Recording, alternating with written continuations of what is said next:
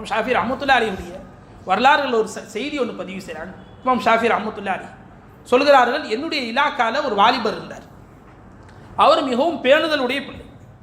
எப்போது பார்த்தாலும் குர்ஆன் ஷரீஃபை ஓதிக்கிட்டே இருப்பார், அதிகம் தொழுது கொண்டே இருப்பார். அவர் எப்போது அல்லாஹ்விடத்தில் துவா செய்தாலும், யா அல்லாஹ், இந்த குர்ஆன் ஓதும் பாக்கியத்தை, தொழுகக்கூடிய பாக்கியத்தை எனக்கு நீ கபரிலும் கொடுப்பாயாக என்று துவா செய்து கொண்டே இருப்பார். எனக்கு அவரை ரொம்ப பிடிக்கும். இமாம் ஷாஃபி ரஹ்மத்துல்லாஹி அலைஹி சொல்றாங்க. ஆனால் அவர் அதிகம் பேச மாட்டார், யாரிடமும் பழக மாட்டார். ஒரு தடவை ஹஜ்ஜிக்கு சென்றிருந்த சமயம் அந்த வாலிபரும் ஹஜ்ஜிக்கு வந்திருந்தார். எனக்கு ரொம்ப ஆசையாக இருந்துச்சு அவரோட பேச வேண்டும் என்பதற்காக. அவர்கிட்ட போய் நான் பேச்சு கொடுத்தேன். அவர் சொன்னார், இமாம் அவர்களே, ஹஜ்ஜியில் பேசுறதுக்கு என்ன வேலை இருக்கிறது, இபாதத்துகளில் ஈடுபடுவோம் என்று சொல்லி என்னை விட்டு நவர்ந்து விட்டார். இமாம் ஷாஃபி ரஹ்மத்துல்லாஹி அலைஹி சொல்லி காட்டார். ஒரு நாள் ஹத்தீமுக்கு முன்னால் உட்கார்ந்து அவர் குர்ஆன் ஓதி கொண்டிருந்தார். இன்னைக்கு எப்படியாவது அவரிடம் பேசிவிட வேண்டும் என்பதற்காக வேண்டி அவருக்கு பின்னால் நான் உட்கார்ந்து அவர் ஓதுவதை கேட்டுக்கொண்டிருந்தேன். அவர் ஓதி முடித்துவிட்டு குர்ஆனை மூடிவிட்டு திரும்பி என்னை பார்த்து சொன்னார், இமாம் ஷாஃபி அவர்களே, உங்களை எதிர்பார்த்து தான் நான் உட்கார்ந்து இருக்கிறேன் என்று சொன்னார். எனக்கு ரொம்ப ஆச்சரியமாக போயிடுச்சு. இமாம் ஷாஃபி ரஹ்மத்துல்லாஹி அலைஹி சொல்லிக்கார். அவரிடம் கேட்டேன், ஏன் என்ன எதிர்பார்க்குறீங்க? அவர் ஜோப்புலேன்னு சில தீனார்களை வெளியில் எடுத்து என் கையில் கொடுத்து, இமாம் ஷாஃபி அவர்களே, நான் இன்னைக்கு லொஹர் தொழுகைக்கு அப்புறம் வஃபாத் ஆகிடுவேன். அந்த குர்ஆன் ஓதக்கூடிய வாலிபர் என்ன சொல்கிறார், நான் இன்னைக்கு லொஹர் தொழுகைக்கு அப்புறம் வஃபாத் ஆகிடுவேன், என்னை கழுவி குளிப்பாட்டி அடக்கம் செய்யக்கூடிய பொறுப்பை நீங்கள் ஏற்றுக்கொள்ளுங்கள் என்று அவர் சொல்லி என்னிடம் சில காசுகளை கொடுத்து விட்டு எழுந்து சென்று விட்டார். இமாம் ஷாஃபி ரஹ்மத்துல்லாஹி சொல்கிறார்கள், நான் லொஹர் தொழுகைக்கு காபாவுக்கு போனேன். எனக்கு கொஞ்சம் முன்னால் அவர் நின்று தொழுது கொண்டிருந்தார். லொஹர் தொழுது முடித்தார், சுன்னத்துகளை தொழுது முடித்தார், நஃபில் தொழுது முடித்தவர் அப்படியே படுத்தாரு, அவருடைய ரூஹு போயிடுச்சு. இமாம் ஷாஃபி ரஹ்மத்துல்லாஹி அலைஹி சொல்லி காட்டுறார். உடனே அவர் என்னிடம் கொடுத்த காசுகளை கொண்டு அவரை கழுவி குளிப்பாட்டின்னு அடக்கம் செய்தார்.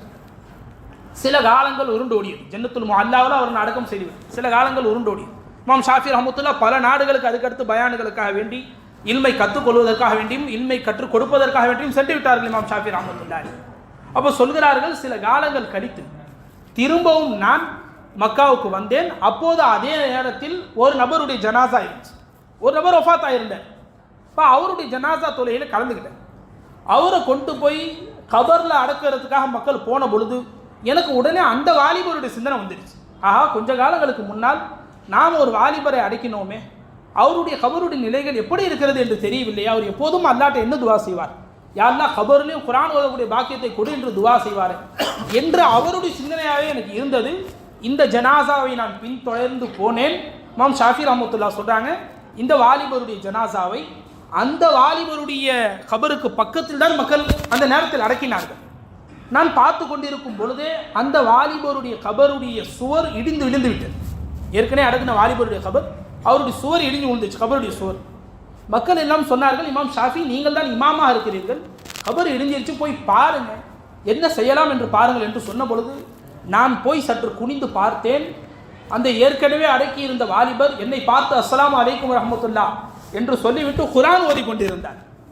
அந்த வாலிபர் இமாம் ஷாஃபி ரஹ்மத்துல்லாஹி பார்த்து சொன்னாராம், இமாம் ஷாஃபி, கபருடைய சுவர்கள் எல்லாம் உடையவில்லை, நீங்கள் அல்லாஹ்விடத்தில் என் நிலையை பார்க்க வேண்டும் என்று ஆசைப்பட்டீர்கள் அல்லவா, அதை அல்லாஹ் கபூல் செய்ததை காட்டுகிறான் என்று சொன்னார்.